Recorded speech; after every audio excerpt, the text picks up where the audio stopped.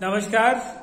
आज हम आपके सामने प्रस्तुत कर रहे हैं गांधी स्मारक प्राकृतिक चिकित्सा समिति राजघाट के द्वारा चलने वाले एनडीडीवाई तृतीय वर्ष की परीक्षा के प्रथम प्रश्न पत्र के बारे में चर्चा। और इस फर्स्ट पेपर में जो मुख्य चीजें हैं उसमें है रोग निदान के परंपरागत तथा आधुनिक तरीके। तो रोग निदान के परंपरागत तरीके कौन कौन से हैं? तो आप देखते कि पुराने समय में लोग केवल जीव के रंग को देखकर रोग की पहचान करते थे। हमारे जो पुराने प्राकृतिक चिकित्सक थे, जो वैद्य लोग थे, जो चिकित्सा के क्षेत्र में थोड़ा ज्ञान रखते थे, वो इन्हीं परंपरागत तरीकों के द्वारा रोग की पहचान करते थे। साधारणतः हमारी जीभ का रंग गुलाबी रहना चाहिए, लेकिन अगर जीभ का रंग मटमैला है, नीला है, लाल है, या इसमें जीभ छोटी छोटी लाइन पड़ी हुई है, कट रही है, सफेद पड़ी हुई है, इससे हमें अलग अलग रोग की पहचान होती है। और जीभ की स्थिति को देखकर ही हमारी पेट की स्थिति पता चलती है कि हमारे पेट में क्या चल रहा है। इसी तरह से जो दूसरा परंपरागत तरीके थे वो थी हमारी आंखों की पुतलियों को देखकर। हम इस तरह से अपनी आंख की पुतली को देखते थे और आंखों की जो सफेद रंग है, जो हमारा ये लाल या ब्लैक कलर का जो आप छोटा सा गोला देखते हैं, इसके चारों तरफ जो व्हाइट लेयर है, उसके नीचे हम जब पुतली को इस तरह से करते हैं और आंख को इस तरह से करते हैं तो हमें अपनी आंतों की जानकारी इससे मिल जाती है। और सिर्फ आंखों की पुतलियों को देखकर रोग की पहचान होती थी। तीसरा था हमारे नाखून के रंग को देखकर रोग की पहचान। हमारे नाखून का रंग अगर पीला है तो हमें पेट से संबंधित जॉइंटिस जैसी बीमारी हो सकती है। अगर इसका रंग सफेद है, या इसका रंग नीला है, या इसका रंग गुलाबी है, या इसका रंग लाल है, या इस पे थोड़ा सा रफनेस आ रही है, या छोटे छोटे सफेद से स्पॉट आ रहे हैं, उससे रोग की पहचान होती थी। और तीसरा फिर हम होता था नाड़ी देखकर रोग की पहचान। ये जो हमारा अंगूठा है, इस अंगूठे के ठीक नीचे हमारे दाहिने हाथ की पहली, दूसरी और तीसरी उंगली जब हम यहाँ रखते हैं और इन तीनों उंगलियों पर जो हमारी आवाज है, जो हमारी पल्स रेट है, जो नाड़ी की गति है, वो हम इस पर ऑब्जर्व करते हैं कि किस फिंगर पर उसकी गति तेज महसूस हो रही है। पहली उंगली वात की, दूसरी उंगली पित्त की और तीसरी उंगली कफ की होती है। तो वात, पित्त और कफ, इन तीनों में से एक या दो या तीनों कुपित होने पर हमारे शरीर में रोग आता है। तो हम नाड़ी देखकर भी रोग की पहचान कर सकते हैं। ये परंपरागत तरीकों में से एक तरीका था। और चौथा तरीका था हमारी त्वचा। हमारी त्वचा में लचीलापन कितना है। बहुत से रोग, जैसे डायबिटीज की अगर हम बात करें, अगर हमारी स्किन लूज है तो डायबिटीज हो सकती है। अगर हमारी स्किन का कलर कहीं से एकदम ब्लैक पड़ चुका है या कहीं कहीं जगह जगह लाल लाल से स्पॉट आ चुके हैं तो हमारे शरीर में कई प्रकार के रोग हो सकते हैं। और पांचवा प्रकार होता था मल के स्वरूप को देखकर रोग की पहचान। साधारण रूप से सेमी सॉलिड फॉर्म में हमारा मल होना चाहिए। अगर वो स्टिकी है, चिपकने वाला है, या पतला है, या बहुत ज्यादा हार्ड है, उससे अलग अलग प्रकार के रोग होते हैं। मल के बाद फिर आता था यूरिन की पहचान, मूत्र को देखकर रोग की पहचान।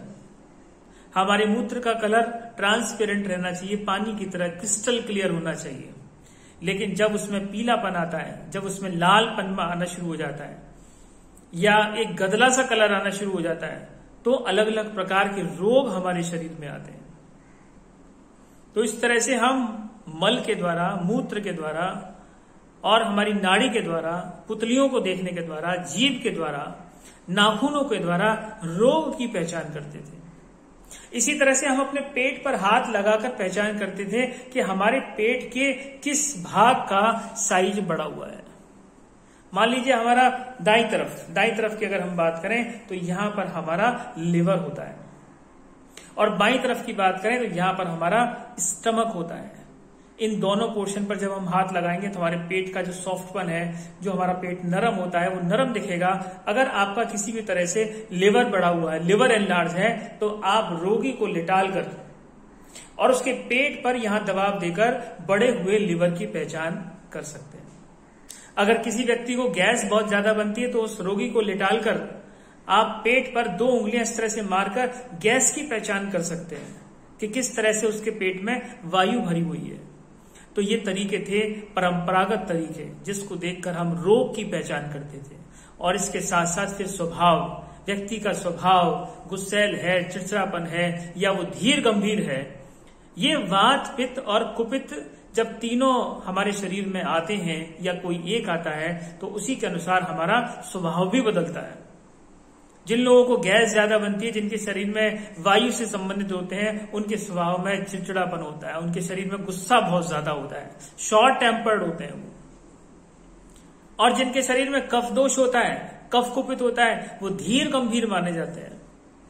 और जिनका पित्त अधिक होता है वो एक बेचैनी महसूस करते हैं अपने आप को, एकदम इतनी तेजी से आक्रामक, जिसको हम कह सकते हैं, आक्रामक रवैया उनके जीवन में आ जाता है, आक्रामक उनका स्वभाव हो जाता है।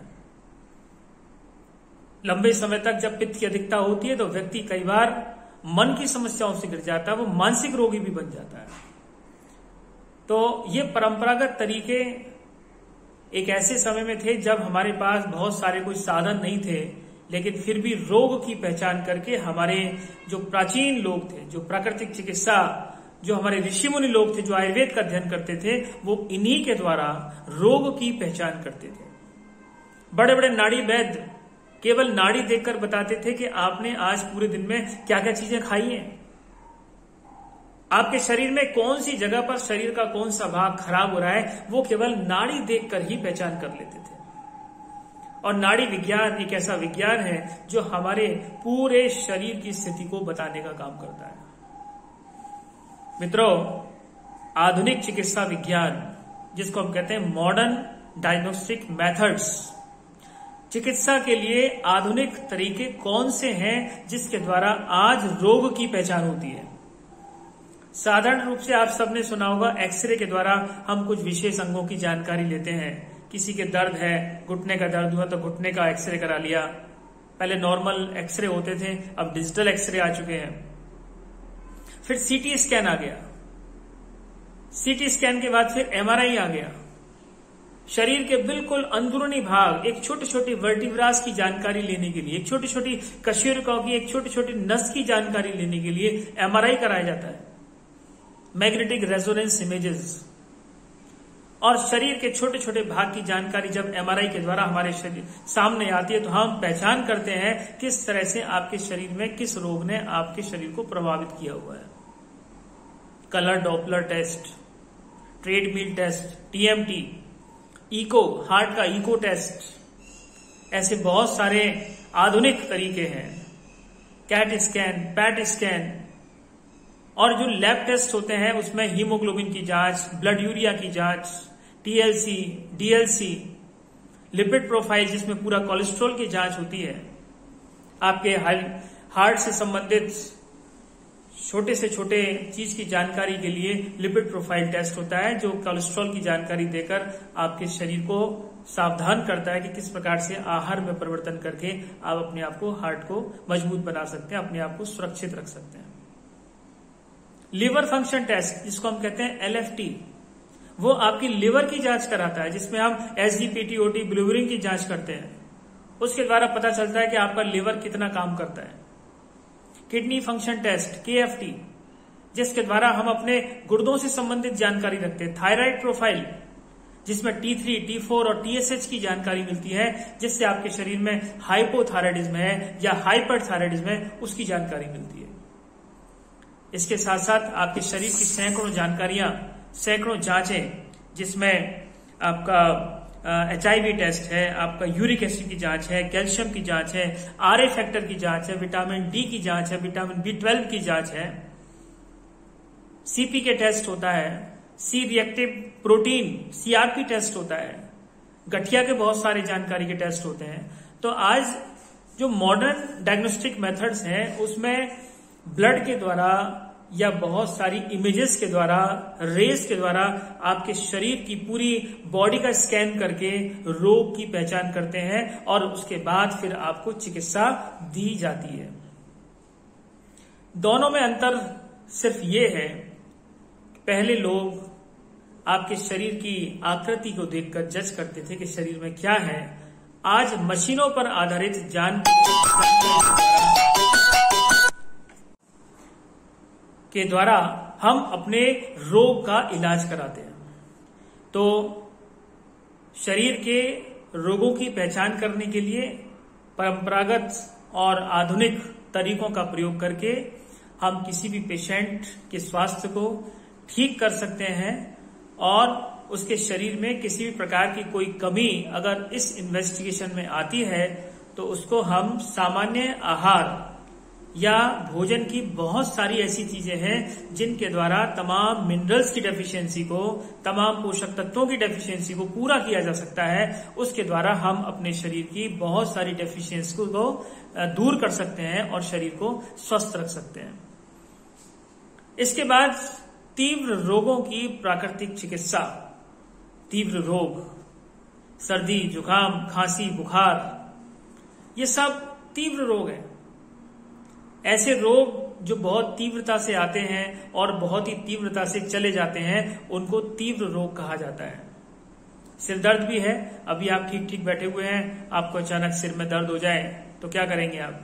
हल्की सी कोई चीज मालिश कर लेंगे, आराम कर लेंगे, रेस्ट कर लेंगे, तो आपको सिर दर्द में आराम मिल जाएगा 1 घंटे के बाद।